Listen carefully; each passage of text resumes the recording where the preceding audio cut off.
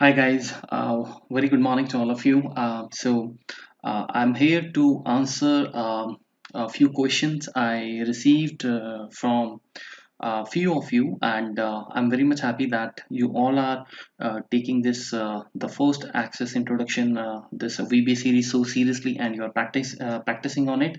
Guys, without wasting your time, if you have covered the variables and if you have covered almost the for next and the do while loops, then these questions are very pretty much important for you.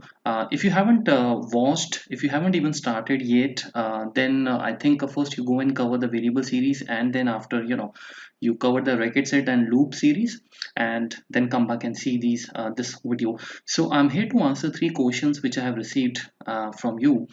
The first question is that after watching the variable series, one of you asked me that can we assign a value next to the dim statement in case of module level variables, like for example dim I as long and I equals to 0, right? So the first thing is that you cannot declare, you cannot assign any variable a value if it is a module level variable or a public variable. Okay, you can only declare it. I'll tell you. So the question is, let's go to the Visual Basic. Okay, so I'm going to create here a module, and the point is that guys, since these questions are pretty simple, I'm not going to upload any new database for you. Instead, what I do is whatever I'm telling you here, you can just go and pause the video and note it down. Okay, it's very easy.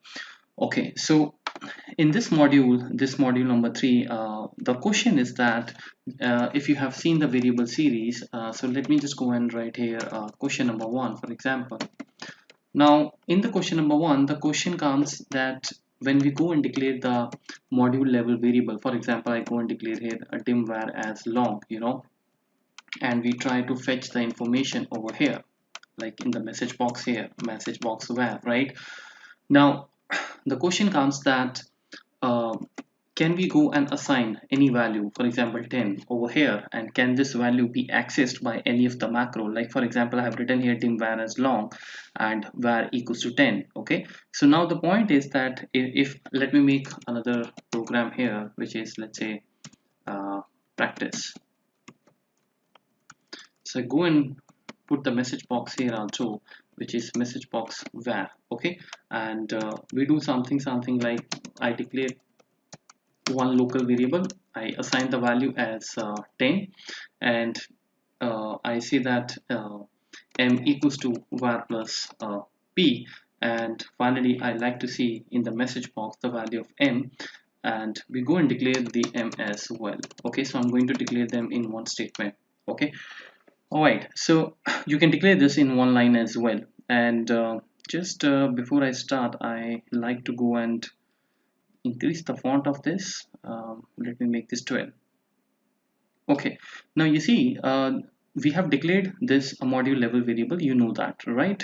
So when I go and run this program, the first macro, look at this, I'm going to run this, and this says that the compile error, invalid outside procedure. That means this line is outside the procedure. Procedure means, a subroutine or a macro. Generally we call every subroutine or sub procedure as a macro, so you can't do that, you can't declare this value over here. Okay, and moreover, one thing I like to tell you that if you declare var as 10 over here, okay, what is the purpose of declaring the module level variables? The purpose of module level variables is that they should not remain fixed. Okay, we can carry forward them, right? For example, if I, so why I use this var as 10, so that if I have here, let's say I go and declare here, assign the value var as 10, and somewhere here I can go and use that value. Okay, so that means that this value, when I go and run this program, this value shows me 10, and at the same time this value can be carry forwarded. If I go and, let's say, call the macro called practice. Okay, so if I run this, what will happen. I explained this before also. So in this specific case, the var which has a 10 value, this is going to be taken here, you can see here, right? So finally your message box will say that it's 10 plus 10, so you will get here the answer 20. So when we go and declare the module level variables, the main purpose of our declaring that as a module level, or maybe a public or a global variable, is to basically access that value from anywhere. And if in case it has to, we want to do some changes, we can do that, okay, in that variable. Like for example, in this calculation, obviously we are taking the value of the var, but the overall answer is now being changed here, which is 20. It's a different calculation, it's a calculation which is happening in the different procedure. And in fact, you know what, if I simply, let's say, reset the code, if I have to do any changes in the var in this module, I can do that. For example, I say that I have to add this by 1, right? Now you know that var equals to var plus 1, it is not declared here. Var is not a local variable, right? It's a public, it's a module variable. And so that is the advantage, that we can even go and change the value of the var any point in time, right? So when I go and run this, the var is going to be 10, but when it reaches to your this program, it becomes 11, right? So the point is that if I further go and run this, it should give me 21. Perfect. So you go and write anything here that makes the program, a constant. Okay, so now in this case, one additional information I'm going to give you, which I didn't talk in my that the session, on the variables, that if you have any plans to, let's say, use a constant, right, as my student asked, then you don't go and declare, dim statement over here. Then what you can do is you can use the constant. So you go and say that constant, okay, use the constant word, okay, const, and say that, let's say for example, you want to declare a constant called j. Okay, so you say that constant j equals 2, and you can give whatever the value you want to give, okay, in this way. Okay, so you can see that I have declared a variable called j, which is a constant. Now the constant j means that any point in time, if you want to access this anywhere, it is going to be visible for you. For example, let's say I say that so var equals to 10, and I say that var equals to actually 10 plus, constant. Okay, so finally when you go and I'm sorry, not the constant but the j. So when you go and run this line, see, I'm going to run this line, I go and run this. The first thing is, I'll show you in the local window also. When you see in the local window, so you see that the j has 3, right? I have started the program and the j shows me 3. So when I go and run this, my var should be 13. Okay, so in this way you can use a constant. Now this constant, you can access it from any subroutine, as long as you are within this module. For example, if you say that I want to use here the plus, this the j. So when you go ahead and run this entire program, you see you find here the j as 3. So this is how you can do it. If you want any constant to be used regularly in your program, you can use that as this line, constant j equals to 3. Okay, so remember one thing, now don't get confused between two things, that I have not declared the j as something something. So for example, if I say constant j as long, I go and write this as long, you see that it says that expected equals 2. Okay, so in case of the constant, you must go and declare some value. Okay, so now when I go and run this, you see I have my j as 9. Okay, so you can declare the data type as well, but this you can't do in the dim statements. Don't think that dim where as long, if I've declared, I can say that the same thing. It will not be allowed. It is allowed only in the constants. Okay, now if you have to access this constant somewhere else, for example, here I want to see the message box, and I want to get this the value of the j, this j. So when I go and run this program, see this, what will happen, it prompts you that the variable not defined. So again, the same rules applies, guys. What you need to do, I hope you know that if you have seen the previous video, the complete lecture on the scope of the variables. Basically you got to make this a global variable, or the public variable. That's it. So concepts about the module level variables, public variables remains the same. It's just that the syntax little bit varies when you go and talk about the constants. So now when I try to run this, it should give me the answer as 9. Okay, so let's go and run this message box j. So you have here your answer as 9. Okay, so guys, this is also something you can go and use as a constant in your variable. Now that was the question number 1, and I hope I was able to explain you properly. Now let's go to the question number 2. Why I have used -1 in my this for next loops. Now to show you this -1, let me go and open my the the database where I use this, and then I'll show you why we are using it. Okay, so to answer this second question, to save your time, I have just opened this database. Uh, you can also download this database. I hope this is with you. I'm just picking up one of the code we have prepared in the lecture, which is this uh, under the day one database, the for next loop. So this is what I have the module, basically the working with the record. So this is a loop, and the question is that why we are subtracting -1 here. Okay, now just to brief you that what exactly this code is doing, basically this is opening the employee database table, which is this one, and we are trying to fetch that what are the headers of this table, like field headers, employee ID, first name, last name, and the department. Okay, and I can show you. So let me just go to this module. Okay, so now when I run this, see what happens. It is going to give me all the headers: employee ID, the first name and the last name and the department. Okay, now the point is, if I remove, since you asked me why I'm subtracting -1, if I go and run the code right away, see what will happen. You get the employee ID, very good. You get the first name, last name, department, and then wow, you have a error here which says item not found in this collection. Now which item we are talking about? Let me click on the debug. See this. What is the value of the I? The value of the I is 4. So we are saying that Access VBA is unable to find out a field which has a position, which has an index 4. Okay, now you might be thinking that we have got here 4 fields, 1, 2, 3, 4. Now this is what actually I was explaining, that this is not a 4. If you look at the position in Access, the field positions, starts from 0. So this is 0, this is 1, this is 2, and this is 3. Now the point is where this problem is coming, because when you go and calculate, if I have to calculate the total number of fields in this table, obviously I go and use this fields.count property. So when you go and use this recordsetField.count, it actually returns the number of fields basis the index 1, not the 0, and this is where the clash comes. Okay, this is where the conflict actually arises. For example, if I go and run this on the F8 mode, you see that now the total count is going to be what? The total number of fields. Now how many fields you have got? 4, which is absolutely correct, because this is first, this is second, this is third, and this is fourth, right? Now you have to run this loop how many times, because I want this from here and then it should go through till the last position.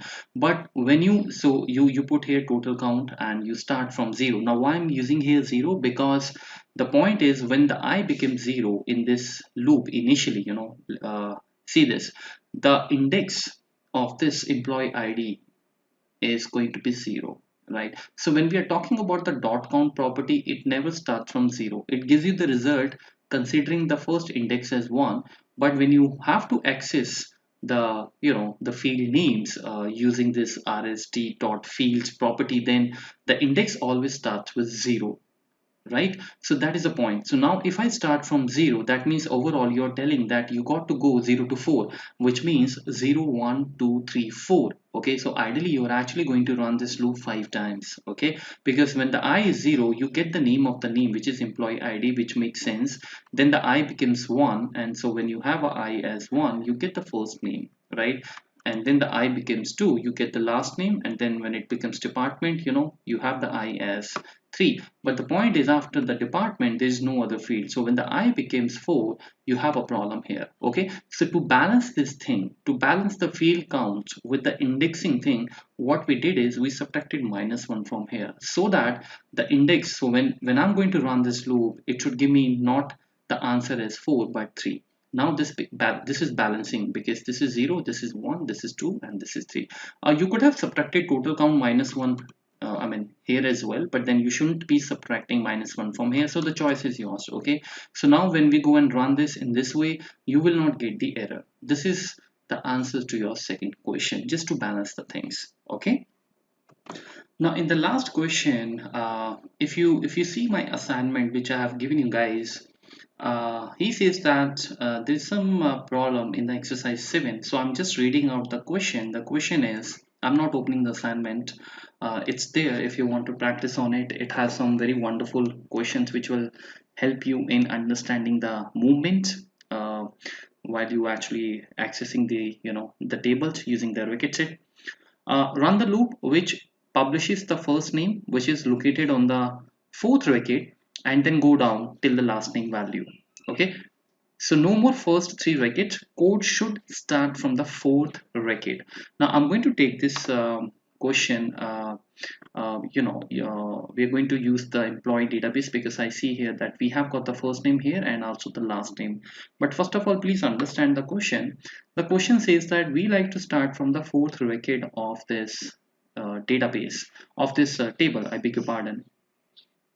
So from the fourth record, we start, and we should also cover the last name. Remember this point. So that means if you look at this data at the table, this is the fourth.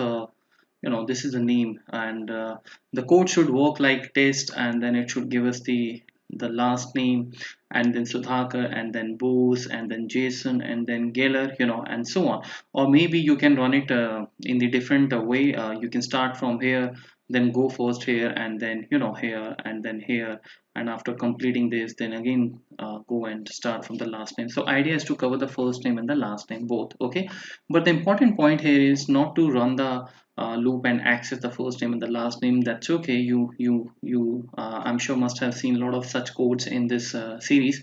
But how we can start with the fourth record, this is pretty much important. Now guys, I'll start this I'll just copy this entire code, and I'll paste the code in the text file, and I will download it for you. You can just go and copy the code from there. So let's go and insert the module over here. This module you will not be able to find in this database, since I have already given you this database.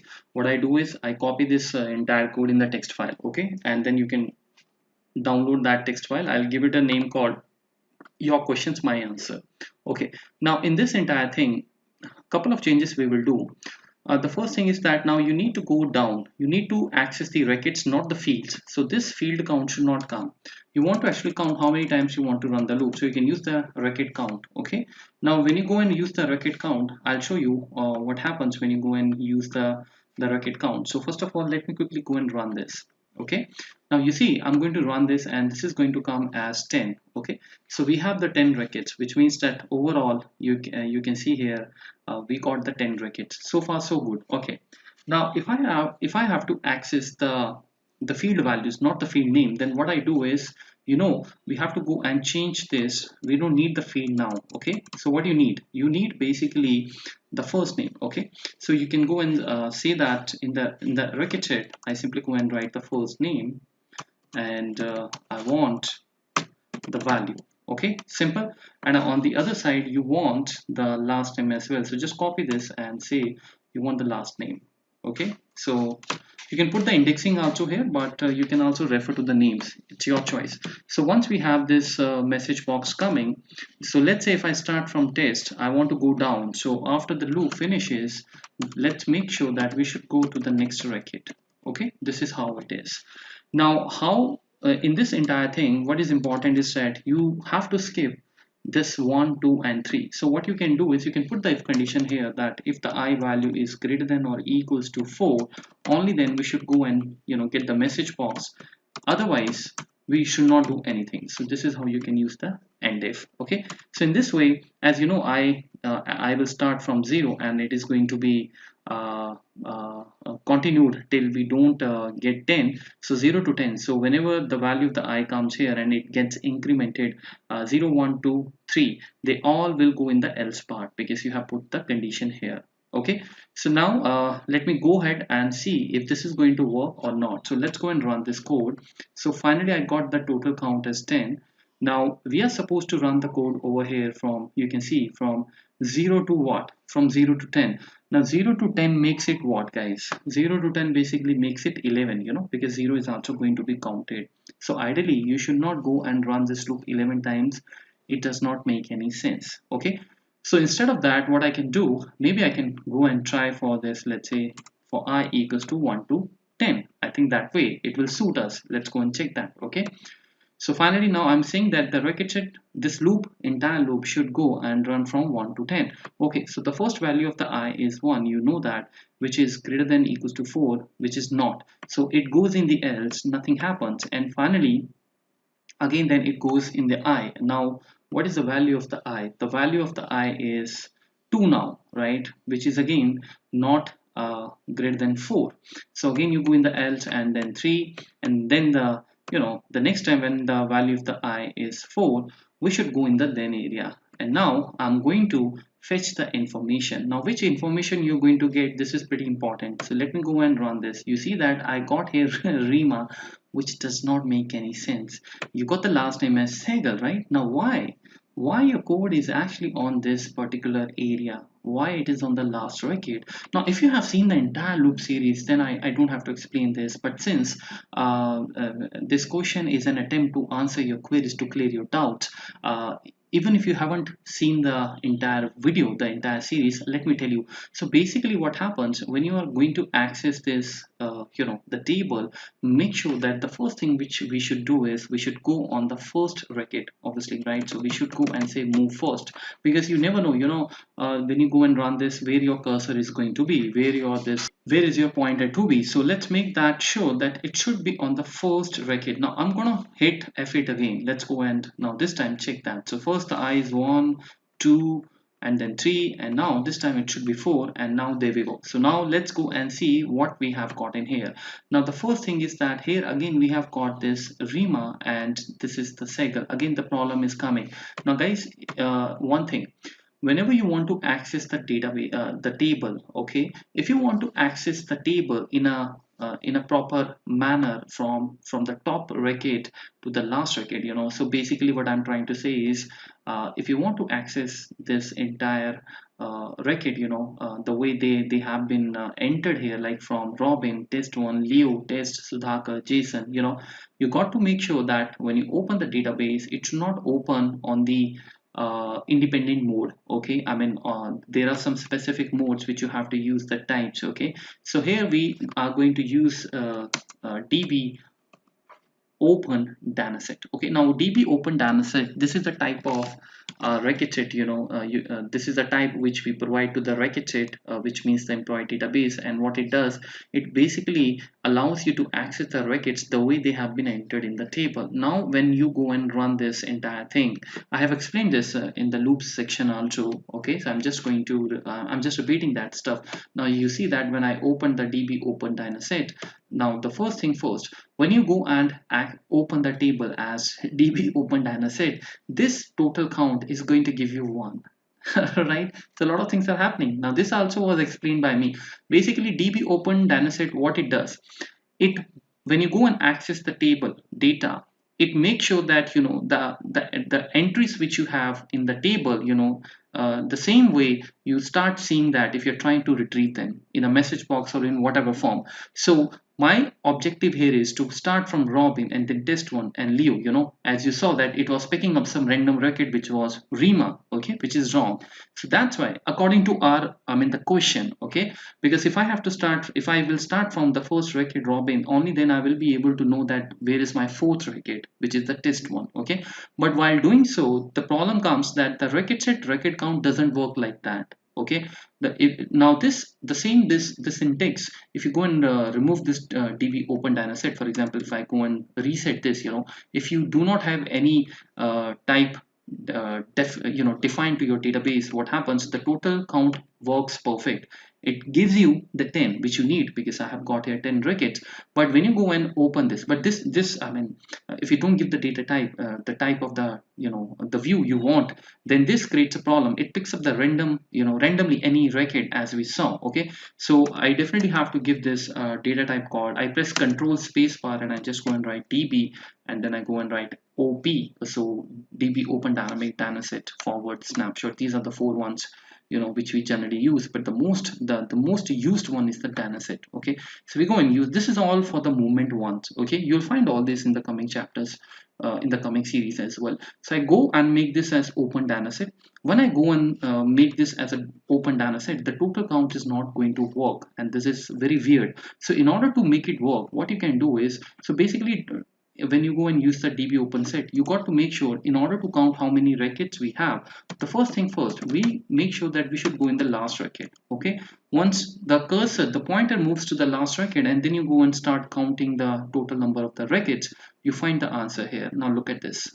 Fantastic. This is amazing, right? So my each and every question which I have given you, those questions have a proper, planning. Those questions are given to you if so that if you go and practice it, and if you are able to make those codes with 100% success rate, then trust me, you can work on any sort of project, okay, any complex project, right? So guys, now once we have counted how many records, very much important, we should come back to the first record, otherwise loop will not run, because if you're already on the last record, you don't have any place to go further. Okay, so first we make sure that we go and in the first record, and now I'm going to count this from 1 to 10. So 1 to 10, let's go and check that. So overall my loop is going to run 10 times. This is what I'm saying. So when this is going to happen, the first, obviously the first time when the I is 1, we can see that the value also here in the local window, you can see the I is 1. So the first time when this runs, this is not going to be uh, uh, this is not going to be applied here, because we have said that I has to be greater than or equals to 4. So this way I keeps on ignoring the then part, and finally when we have the I value as 4, let's go and check that. So now you got the first name, let's go and check that. Now we got the answer as Robin. Okay, now again guys, one more thing. Now you're not getting the Rima, you're getting the Robin, but again this is a wrong answer, isn't it? Now what is happening? The point is, understand this, you are running the loop. Okay, what you said to your loop, you said that I have to run this 10 times, but in those 10 times, are you even moving the record? You're saying 10 times. So finally when the I becomes 4, you said that I want to get the first name, but where is your pointer? Your pointer is still on the first record, because you said that you have to go on the first record. So ideally, with the I moving, with the I getting incremented, do you not think that you should have moved record also? You should have moved your pointer also. So the idea is this RST dot move next. This does not make any sense over here. Okay, what you have to do, you got to write this over here. It's my mistake, but that's okay. I mean, this is how you learn. So now we are saying that after the if condition works, doesn't matter whether it goes in the then area or it goes in the else, but after doing, after uh, after just passing this end if, we have to make sure that the move first now should be move next, so that when the I becomes 1, you should be here, and then when the I becomes 2, you should be here, and 3 and 4. So I movement is going to be in a sync, is going to be actually in the same order as your record sets are moving. Okay, that's how it is. So now when I run this again, let me just run this on the F8 mode again. Okay, so there we go. So now I is 1.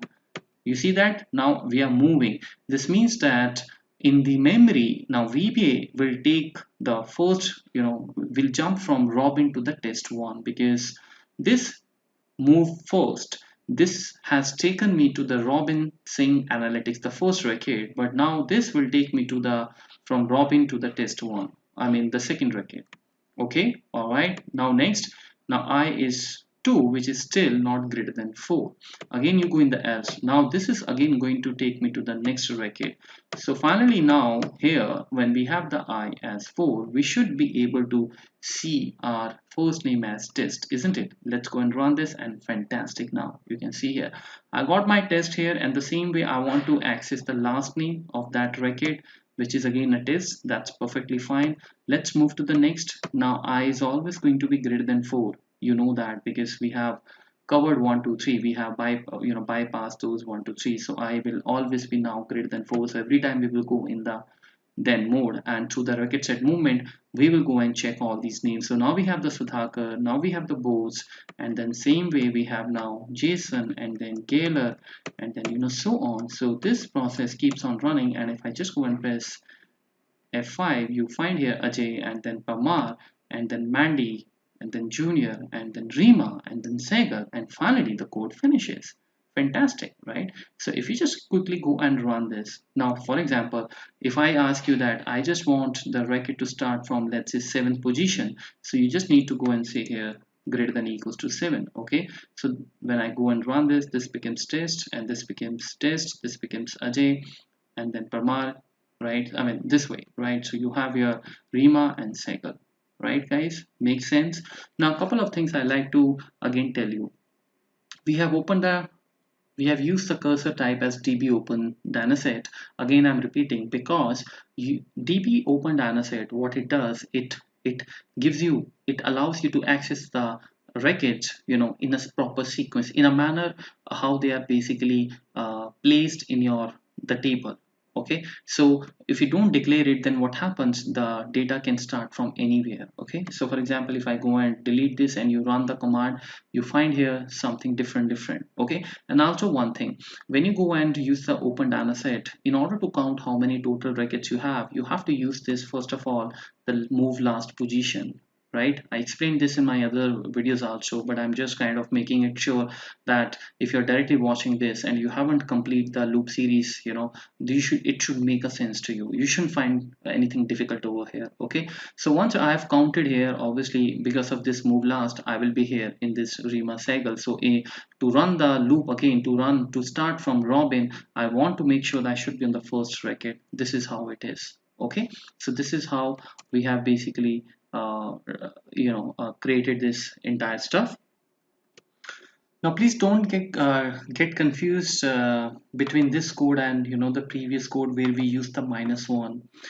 We used the -1 here because we were actually not going inside the records. We were trying to get the field names, and when the field name comes, we start from 0 first, and so on, right? But this is not about the fields. This is about going down, and this is about accessing these all, the rows one by one. Okay, so that is why this time there is no need for us to go and -1 from here, because overall my record count gives me 10, and I have to go from the first record to the last record. So you go and it is just a simple loop which we have to run one by one, and record set move next takes me from this record to this record to this record, and so on. Okay, you can also use the do while loop. That is perfectly fine. You can start from first and you can say that do while the record set not end of the file. You might have seen the do while loop also. That is also a good choice. You can do that. There also you need to go and say that I have to move next. But the point is, in order to start from from any specific condition, you got to write here this I.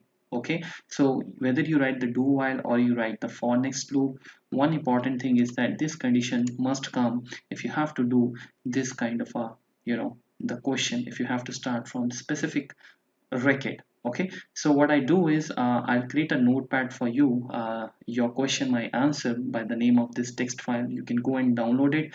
That will have this code and another code which we created, the question number 1 on the variables. Okay, so thank you so much for sharing these wonderful questions, and I hope these questions are going to help you furthermore, and it will further make you fundamentally more stronger. And if you find any more difficulties, you can ask me, no problem. Okay, so I'm taking a leave, and thank you so much. Have a fantastic coding. Bye bye.